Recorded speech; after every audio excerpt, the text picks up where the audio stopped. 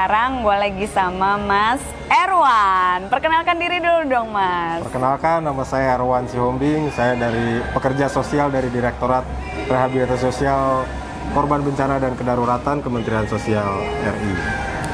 Oke, Mas Erwan, kalau aku boleh tahu nih tentang tupoksi dari direktoratnya itu sendiri apa sih, Mas?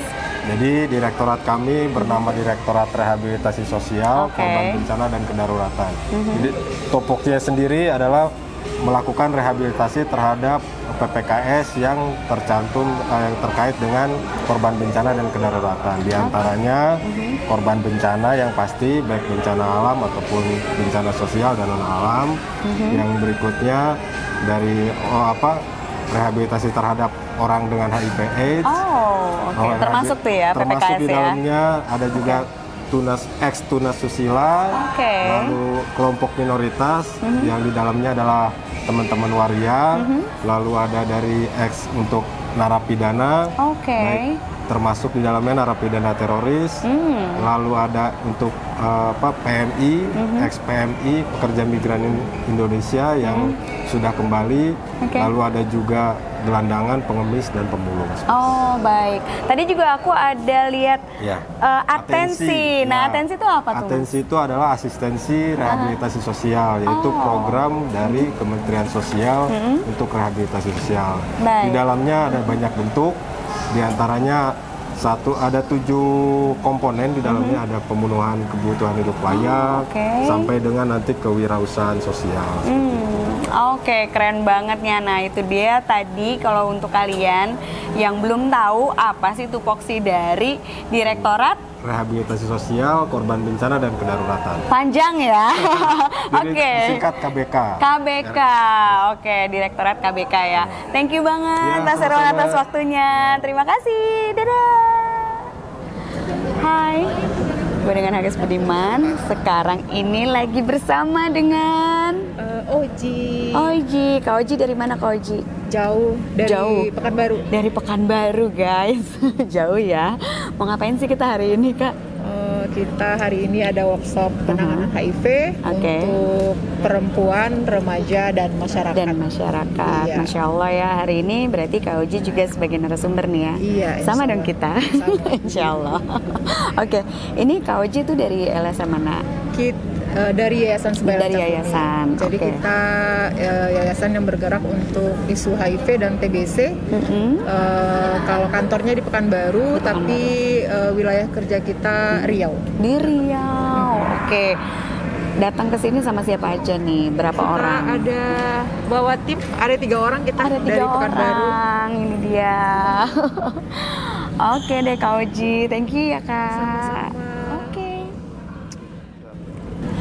Hai guys, sekarang ini lagi bersama dengan Mami Yuli. Mami Yuli dari mana sih Mami? Dari Forum Komisi Waria Indonesia. Oke, Mam, kita hari ini tuh lagi ada di acara apa nih, Mam? Acara hadir workshop mengenai penanganan HIV di kalangan masyarakat Indonesia. Oke, baik. Mami Yuli juga nanti sebagai narasumber ya? Iya. Betul ya? Iya. Nanti akan ngebawain materi apa nih, Mam? Masalah materi yang akan aku bawakan hari ini adalah penanganan HIV di dalam lingkungan internal komunitas sendiri. Bagaimana kita bisa membangun komunikasi dengan populasi kunci. Dengan populasi kunci, oke. Kalau bicara soal populasi kunci berarti spesifik nih ya, Mam ya. Kalau populasi kunci yang Mami Yuli tanganin ini spesialnya apa nih? Untuk transgender sendiri. Transgender sendiri, oke. Ini bersama dengan anggota-anggotanya, kawan-kawannya. Oke, dadah dulu di kamera boleh? Oke deh Mami Yuli, thank you banget ya, Terima kasih. Hai guys, welcome back. Gue lagi sama Mas Dimas. Mas Dimas dari mana Mas? Aslinya dari Kebumen, tapi kuliah di Poltek Esos. Poltek Esos, itu adanya di Bandung. Di Bandung. Politeknik Kesehatan Nasional Bandung. Oke, berarti ini sekarang nggak sendirian dong? Ya, teman-teman. Sama siapa aja? Nih dia nih teman-temannya nih. Ada cukup banyak. Ada cukup banyak ya. Hai. Oke, Mas Dimas, hari ini kita diundang sama siapa sih Mas? Sama Direktorat Rehabilitasi Sosial Korban Bencana dan Kedaruratan dari Kemensos RI. Oke, kalau boleh aku tahu nih sedikit komentar dong apa harapan kedepannya nih untuk acara ini tuh apa sih? Kenapa sih pengen datang ke sini gitu dulu Oke. deh? Mungkin yang pertama, Dimas di sini memang wakil dari teman-teman di Poltek Kesos, kebetulan juga sekolah di bawah Kementerian Sosial, sehingga menjadi salah satu tugas kami untuk ya memberikan nantinya ke depan seperti layanan dan lain sebagainya. Juga terkait dengan konteks ini yang sedang di-workshopkan tentang penanganan HIV sudah menjadi banyak menjadi concern utama salah satunya, di mana terdapat jumlah peningkatan kasus HIV yang perlu kita, mungkin ini salah satu awal untuk kemunculan pembukanya, sehingga ke depan nantinya agar penanganan kasus HIV bisa jauh lebih baik dan tertata, dan ya kita semualah yang memulainya harusnya. Oke, thank you, keren banget loh Mas Dimas. Oke, thank you ya Mas Dimas atas waktunya ya. Udah. Mbak Linda, kata dia bacakan schedule-nya. Itu saja, saya hanya menyampaikan permohonan maaf dari direktur yang tidak bisa hadir, dan juga beliau berpesan bahwa isilah acara ini dengan bersenang-senang, tetapi juga penuh dengan hal-hal yang positif yang bisa membangun dan bisa membawa penanganan HIV ini menjadi lebih baik lagi. Pembukaan dalam acara workshop penanganan HIV di kalangan remaja, perempuan dan juga masyarakat. Boleh kita beri tepuk tangan sekali lagi kepada Ibu. Senang kalau berbicara tentang HIV. HIV ini fenomenanya luar biasa. Ya. Saya sudah menangani berbagai permasalahan dari sekian banyak yang bertengger di HIV. Karena terkait dengan fenomena masalah sosial ini, saya tidak ada susah lawannya. Jadi tidak banyak orang yang tertarik dari akademisi untuk masalah HIV. Itu yang menjadi saya fokus di HIV. Virus itu dibius.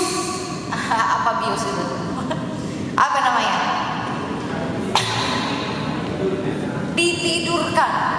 Ditidurkan oleh obat.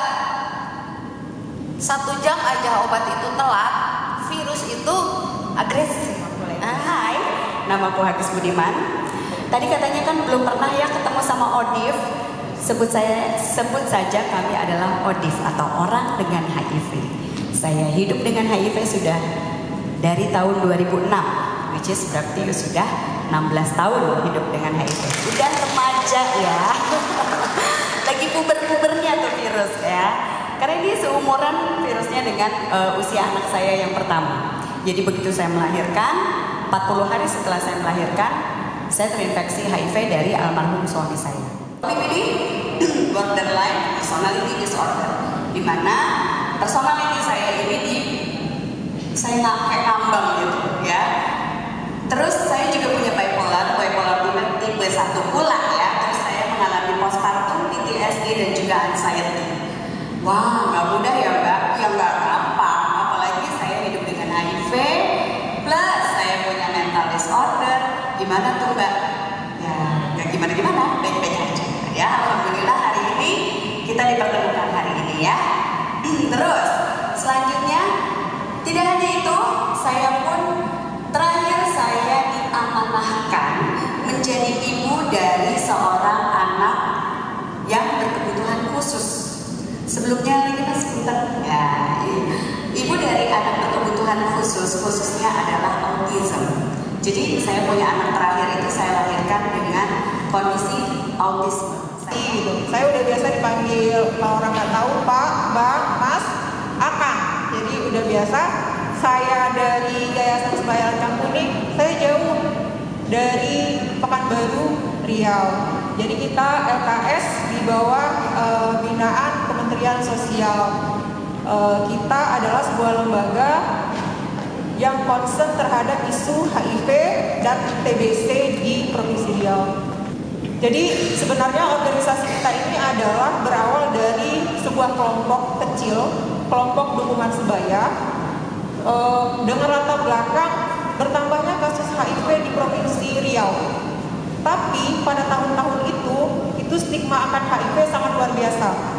Jadi Oda ini takut untuk mengakses layanan, bahkan untuk ketemu dengan orang dengan HIV yang lain itu mereka takut. Padahal satu kota gitu. Jadi kita berpikiran, kenapa enggak kita bikin kelompok, jadi ada wadahnya untuk berbagi, biar tidak merasa sendiri. Seperti yang sudah disampaikan oleh Dr. Ai tadi, bahwa permasalahan HIV itu bukan hanya masalah kesehatan, tapi juga ada permasalahan sosial terkait stigma dan diskriminasi. Nah, makanya tadi HIV dikaitkan dengan fenomena gunung es, satu orang yang tahu status mewakili 100 orang yang tidak tahu status. Next, Mas. Tadi sudah dipaparkan juga oleh Dr. Ai dan juga Pak Hagis terkait dengan masalah-masalah yang dihadapi oleh orang dengan HIV. Sekarang kita akan bicara terkait dengan perempuan. Tadi ada pembicaraan tentang efek samping obat. Setiap obat pasti ada efek samping, apalagi obat keras yang diminum seumur hidup. Saya bayar. Dan saya merupakan waria pertama di Indonesia yang bisa mencapai gelar doktor. Oke. Dan kemudian saya juga ingin sampaikan kepada teman-teman bahwa di dalam menangani populasi kunci daripada transpuan atau kata kasarnya biasa orang bilang itu waria, itu tidak semudah kita mendengar tentang membantu makanan. Saya bersyukur banget pada hari ini ibu dokter, ibu-ibu sekalian yang cantik ini sudah memberi masukan yang dasar mengenai apa yang menyebabkan orang HIV dan sebagainya, yang aku anggap bahwa ini pengetahuan dasar yang perlu sekali ada di dalam paham bahwa kalau kita salah bergerak aja itu bahaya. Jadi hal-hal seperti ini yang perlu kita tahu bahwa aku bersyukur pada hari ini teman-teman muda bisa punya wacana atau pemahaman baik tentang kelompok kami. Jadi dengan perkembangan zaman seperti ini kan sekarang udah pada canggih. Jadi bagaimana cara aku berjuang sebelum edukasi ini? Tidak segampang seorang waria jalanan bisa kemudian mengejar pendidikan S3 juga gampang.